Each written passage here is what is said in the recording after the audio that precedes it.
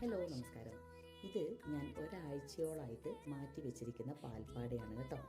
അപ്പോൾ ഈ പാൽപ്പാട വെച്ചിട്ട് ഞാൻ ഉണ്ടാക്കാൻ പോകുന്നത് നല്ല നെയ്യാണ്. അപ്പോൾ പാൽപ്പാട മിക്സിയിലോട്ട് മാറ്റി അതിൽ കുറച്ച് ഐസ് ക്യൂബ്സും ധാരാളം വെള്ളം ഒഴിച്ചിട്ട് ഇതുപോലെ ബട്ടർ സെപ്പറേറ്റ് ചെയ്തു. ബട്ടർ 1-2 വെള്ളത്തിൽ ഞാനൊന്ന് കഴുകി കേട്ടോ.